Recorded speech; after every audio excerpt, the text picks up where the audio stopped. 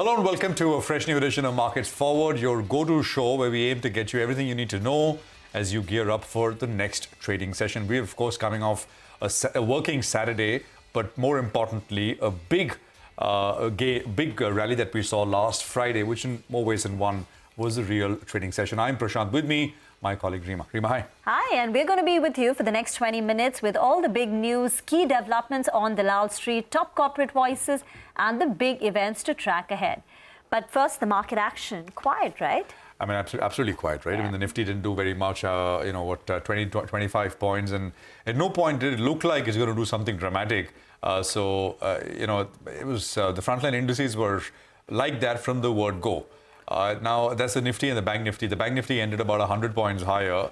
But of course, I mean, it had a massive 2% plus move that we saw on Friday. So there were hopes that maybe, that part of the market is starting to come back alive once again.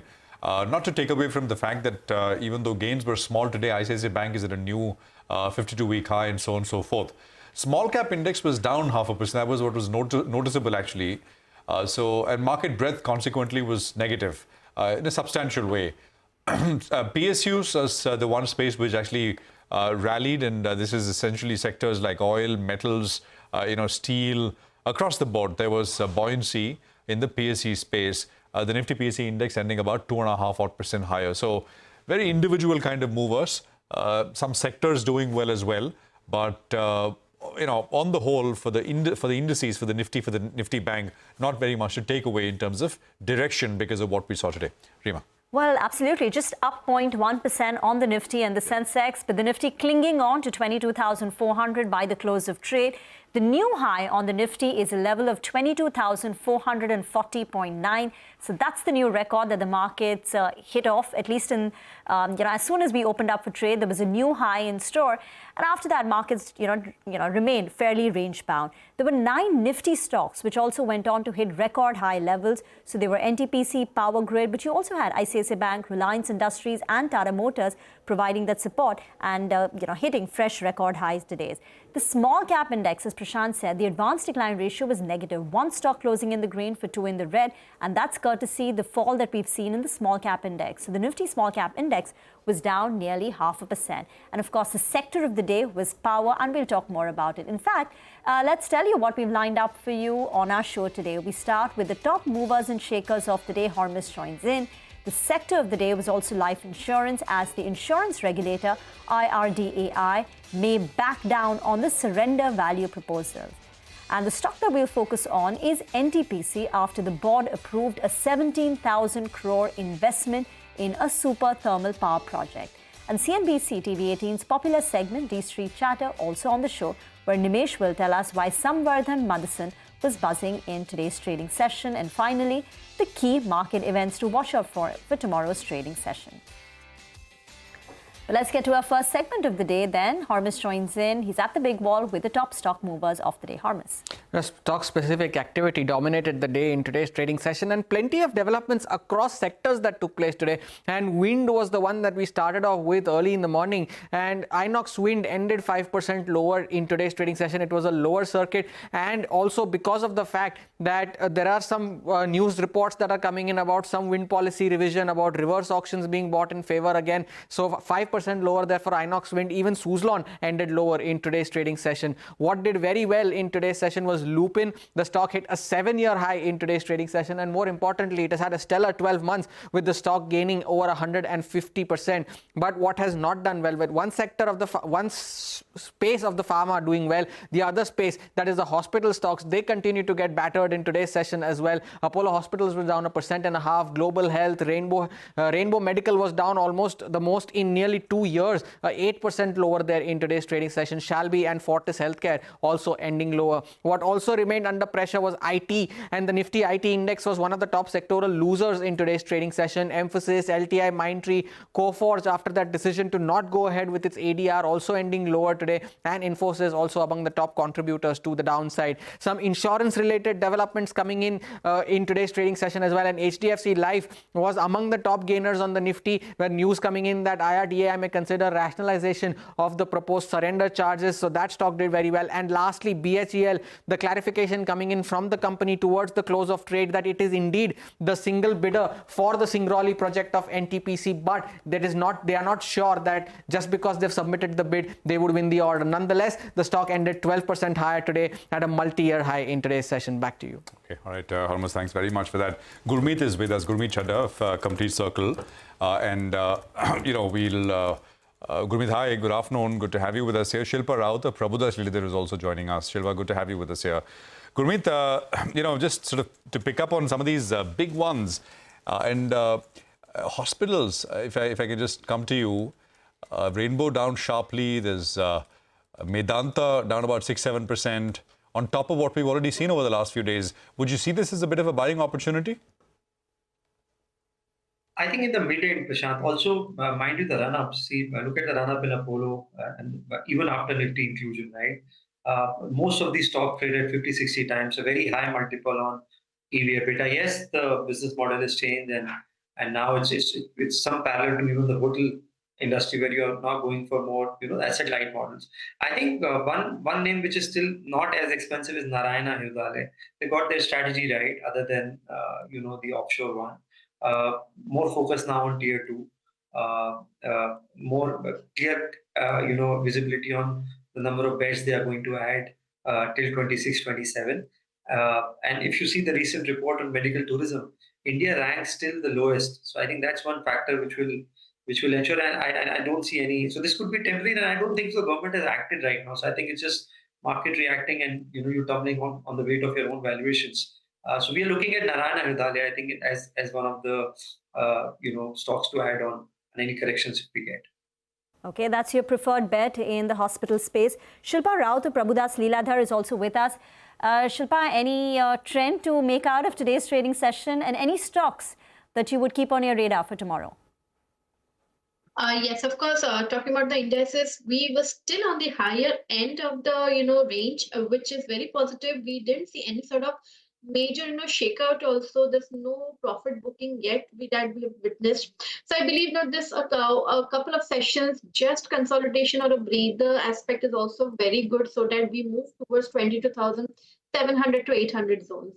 So stock specific wise, yes, I believe there are a couple of stocks that we can look forward to tomorrow. One is HDFC Life. It has given a very strong breakout today, and a closing was also on a very highest side, above 610, I believe. So that is where the stock is now. So from here, I believe 650 to 660 can happen very quickly, probably in a couple of sessions. So that is one stock one can look forward to with a stop loss of 585. The other one would be a buy in IOC. The entire sector is buzzing, and IOC is also looking very strong, trading at around 175 zones, I believe.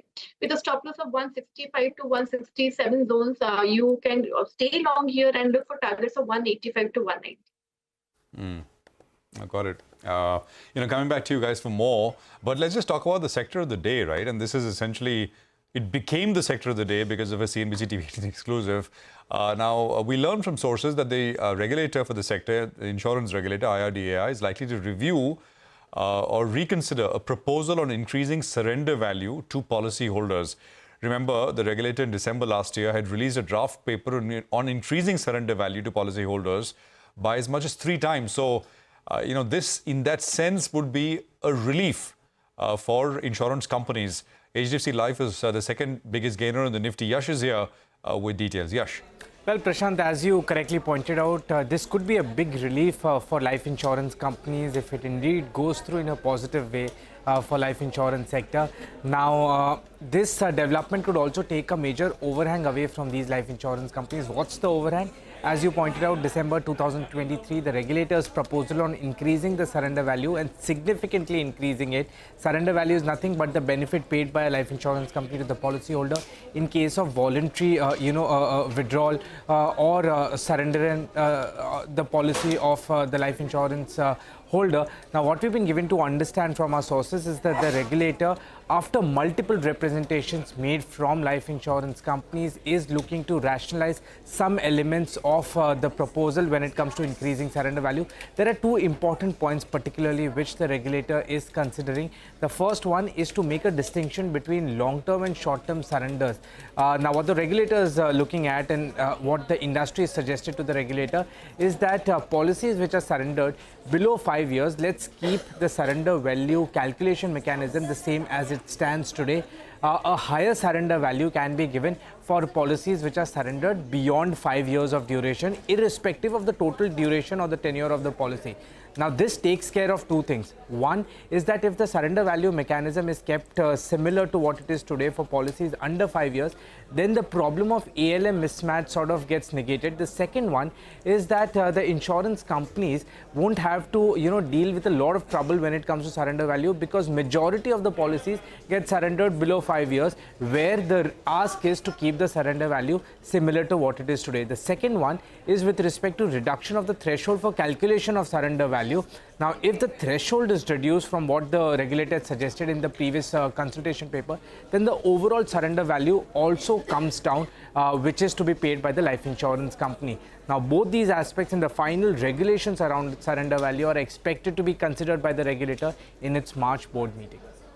Okay, so the final word will be out only in March. Yash, thank you very much for those exclusive details.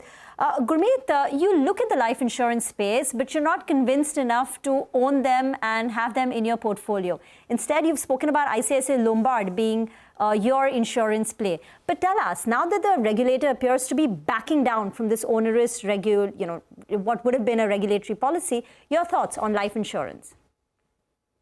We've got two things which are affecting them.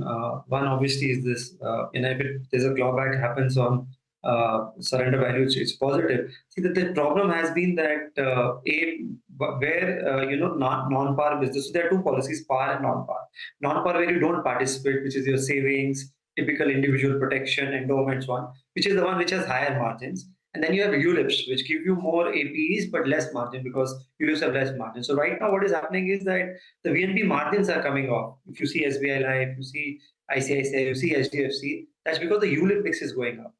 SBI Life is the only one which has pointed for next year that their VNB will be at 28%, although last quarter was 27%. And they grew the non-par business, which is protection. They launched new products.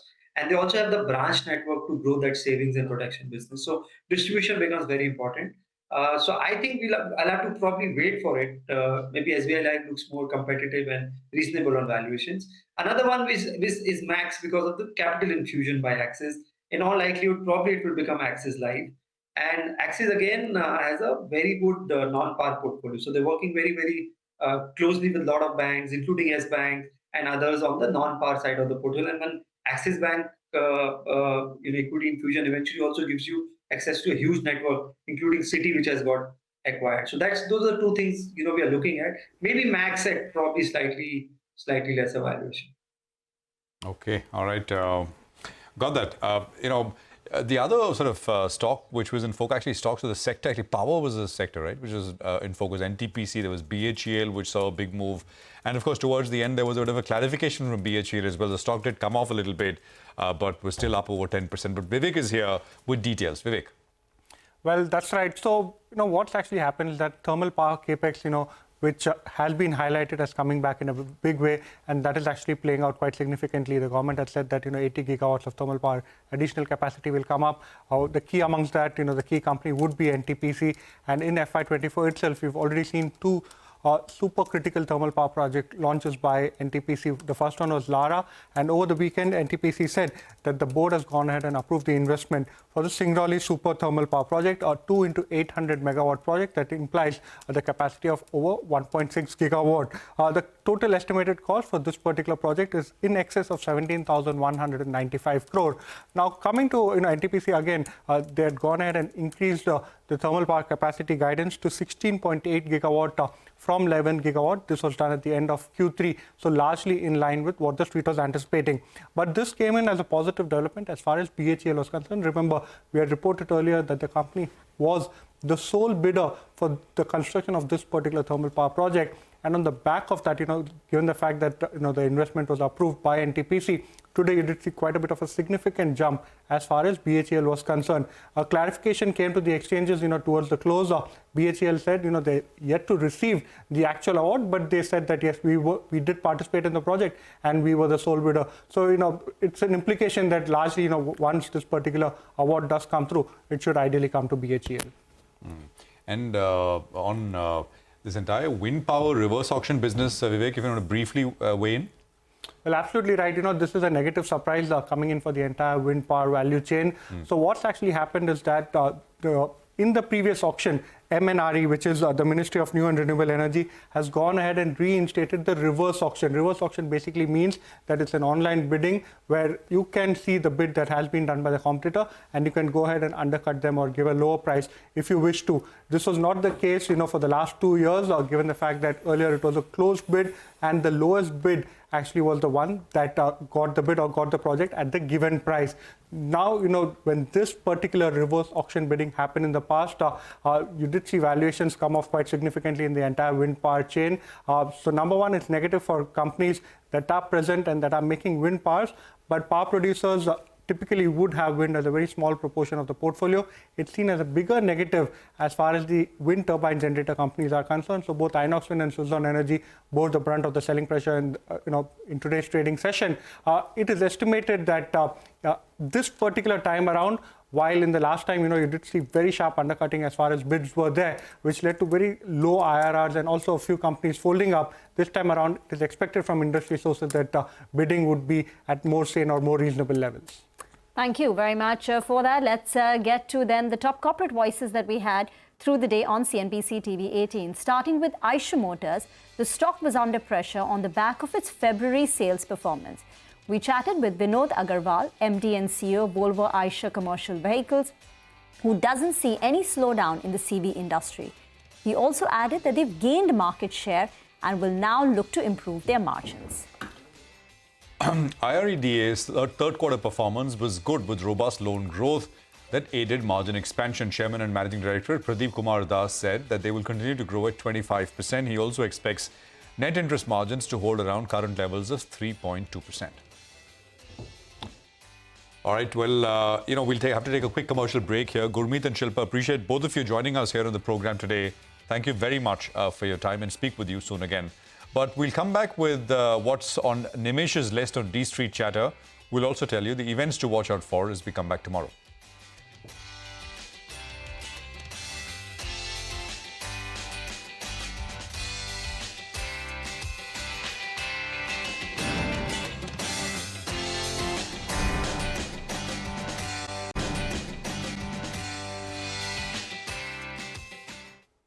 Welcome back. It's time now for our segment D Street Chatter. Nimesh is joining in for an insight into the dealing room chatter. Nimesh. Well, it was a quiet day of trade, but the PSUs continue to outperform. So the PSU index was up 2.5% in today's trade. But in terms of individual names, the first stock on my list is Max Healthcare. Well, the stock recovered from the day's low after a large block. I understand a leading domestic mutual fund was a buyer in today's block. So disclosures could be quite interesting in Max Healthcare. The second name is Tata Communications. Quietly, this stock has been buzzing off late. In fact, it was a big gainer in today's trade on large volumes as well. And I understand the street is now anticipating some corporate development very soon in Tata Communications. The third name is Samudra Motherson.